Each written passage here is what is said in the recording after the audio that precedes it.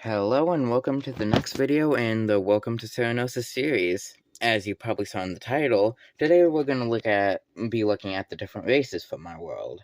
Just remember, before we start, I didn't include humans, because humans are basically humans. They're like pretty average, so like they're like medium in physical strength, and also medium in like magicness. So, yeah, that's about it. They're like the main species. Now let's look at the other ones I have. Up we have the Tarzu. They look approximately like this. This is the figure that like I based their design off of. So as you can see, they're kind of like bear-like almost in how they look. And they're a lot physically stronger than humans and also a lot taller. The average male is probably around like 6'5". And remember, back then people were like shorter and stuff. Now the Tazu mainly live here in the nation of Kuter. And basically, for this video, I'm just gonna like look at the species, go over a bit of their history and stuff. So these guys are like a completely separate species from humans, and they have been for like a very long time. They used to basically inhabit this entire continent until humans came in and kind of kicked them out. They went to war with the humans and lost because, you know, magic's OP. But instead of being completely wiped out, the god came down from the heavens and helped make this mountainous terrain more livable, so they fled into the mountains around 6,000 years ago. And since then, they've basically been living in there. Recently, there has been an increasing amount starting to leave and go to other places, so there's a few scattered around the rest of the world, but most of them are still there in Kuta. So yeah, like I said, very few of them have any magic, and the few that do are like all terramancy, or earth magic. And that's really about it. The next two go basically hand in hand, the Dryaku, and the Asoni. So let's just get the two of them here. So, if you didn't notice already, like, each race in my world has, like, an associated element with them. So, of course, the Tazu's earth, like I said, with their magic. The Dryaku is fire. The Asoni is air. And the last one I'm going to show later is, wind, or air, or whatever you want to call it. So, I said before, these guys go hand in hand, and that's for several reasons. First off, unlike the Tazu, they're not like their own completely separate species.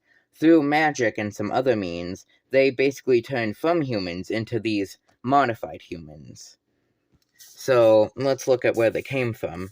And just like their uniqueness in both being descended from humans, they're also unique in having like a very interconnected origin story.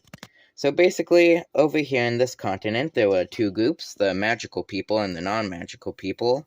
And throughout the history of my world, there's been a lot of times where magic people were in charge, and then a few times where the non-magical people got really mad at the magical people, basically because, you know, they're super OP, so you gotta kill them before they kill you and all that. So basically, the people who would one day become the Dryaku were like the less magical of them, and the Asoni were the magical among them. And they basically started like a race war, but they were the same race, so, you know, basically that.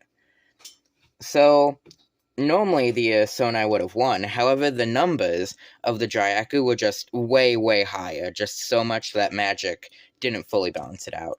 So they had to escape. They tried sailing to different islands, all of them were already populated, until they came down here. And as you may notice, down here is unpopulated. And that's because it's basically Antarctica. So it was very cold, so they had to beg to the gods of the ocean to basically make them not die in the freezing cold. And they were blessed to become the Asoni, able to be both on land and on sea. So as you can see, they got little gills right there, so they can go in the water and breathe air. Yeah, they can go in the water and breathe in the water, but can also breathe air. Now, they mainly live in two different nations. The Serinosis, named after the Asoni, shockingly, and Serinosis. These two are very different, because basically, it used to just be these guys, like I was saying. However, eventually, because that happened around, also around 6,000 years ago. Because basically, most of these stories have to do with divine intervention, and, and until 5,000 years ago in my world, there could be divine intervention, but due to an event around 5,000 years ago, the gods can no longer directly interfere in such a large way. So, they're gonna happen vaguely around the same time, but yeah. So, because it was so long ago, eventually, some people decided, hey, maybe we should open ourselves back up to humanity, because, trade and stuff. That would be way better than just living in basically Antarctica by ourselves. And if you look at this line right here, basically that's just where, the glaciers start. So they're, as far south as you can be without, being on a glacier. And most of them wanted to reunite with humanity in a sense, be able to create trade and other things that just generically help them. However, a small subset didn't want to, so they fled over to Serinosis and they made a nation here. And they're not actively hunting humanity, but they're very they're basically Japan before World War II, before the 1800s. They were very isolationist. So many of the people in my world don't even know they exist, just because they don't really feel a need to talk to people on the mainland. And they also look different because they spend almost the entirety of their lives underwater, as opposed to these guys who do both. So they look more weird. Like this guy is more so a Senosin than an Asonis citizen, because he's basically completely different from humanity, blue skin, dark blue on his back, as opposed to these guys, which look more humanoid. They basically have normal human skin tones, so white, black, anything in between, but they still have the gills and stuff. And you may be wondering, wait, what about the Dryaku? You said they were, related. Well, remember the non-magical people over here? Well, when you kick out all your mages and wizards and stuff, it's pretty good in the short term, because, they're definitely not going to kill you. But also, if there's some kind of threat, it's not going to be very fun. So eventually, a red dragon just kind of comes in and, almost destroys them. So, there's some of them left, but it is very hard to kill a dragon. There's not many in my world, and they are very hard to kill, the ones that do exist. So they basically prayed to the gods, specifically the one of fire, as it was a fire dragon, hence why all of the Dryaku are red, because it's specifically a fire dragon. You'll see in a minute. So basically, they called upon the god of fire, and he basically said, I cannot directly, kill him for you, but if you do kill him, I promise you a great boon. So, yeah. So, it takes a lot of their numbers, but eventually they're able to kill the dragon, and they drag the body back, and basically burn it in a ritualistic sacrifice. And as that happens, all the scales coat their bodies, and they turn into the Dryaku. Now, these guys are vaguely Mongol-inspired. Not modern Mongolia, but the Mongol Empire of Genghis Khan. So, they're more spread out, they ride on horses, so it's more so spread out and stuff. It's not, as much of a... I lost my train of thought there for a second, my bad. Basically, what I was trying to say is they do have, one or two cities, but a lot of it's way more spread out than it is in other nations, where they basically act like medieval England. They act more so like the Mongol Empire, which is way more spread out, way less cities, but way more unified in a sense through all the differences. And then we come to our last race, which is in some ways closest to the Tarzu and in some ways the furthest away from them. We have the Hanvians. There we go. So as you can see, they look pretty human, but that was kind of a mistake on my end, because the two that look least human are the ones that are descended from humans.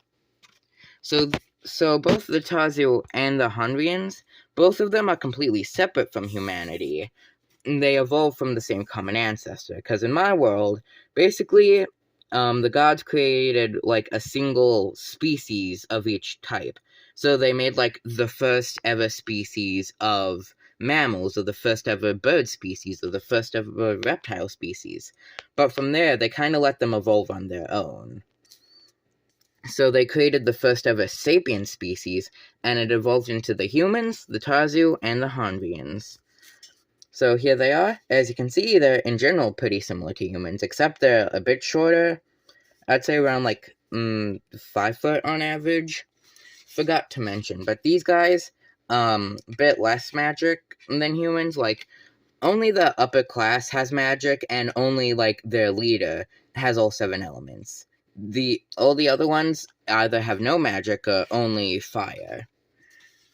And these guys, as their ancestors, were the magical people that were cast out.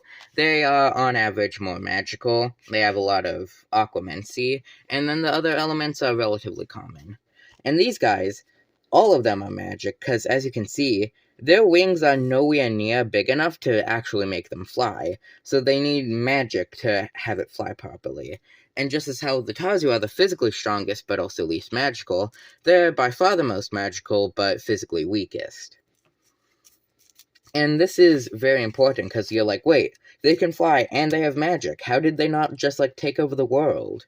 Well, first off, they are a lot more respectful than humans. Not like completely pacifist or anything. They still fight, but certainly not as much as humans do. And also, it takes a large amount of strain on their body to fly. Like, they need to use up basically all their magical reserves, we can call it. So they basically use all the reserved magic they have, so they can't really cast any spells for a while after doing it. It also takes a far more physical strain on their body, as they're a lot physically weaker, but, have to fly, something very physically intensive. So they can either fly or do magic. You can't do both. And they live in these areas, and unlike the Tarzu and basically every other species, unlike the Tarzu and like the Asonai, they actually have a very good relationship with humanity. Why exactly it was so different here than here? Maybe because the Aushonian Empire is just more compassionate to them, not fully sure. I just remembered that's the first time I've ever brought that up. We'll talk about that in the history video, which will probably be next. But anyway, that was basically it. I hope you liked non-human races from my world. Here's all of them lined up. I hope you liked all of them and thought it was pretty cool, because I think they're pretty cool. So statistically, it's shown that if you only ask people to do one thing at the end of the video, instead of, like, subscribe, comment, share, instead of doing all that, if you just ask for one thing, they're more likely to do it. So, out of everything, it would be most helpful if you guys subscribed, because this is still a very small channel, and it'd be cool to see the subscribers grow. But you don't have to, and remember, I hope you liked it, I hope you had fun. Bye!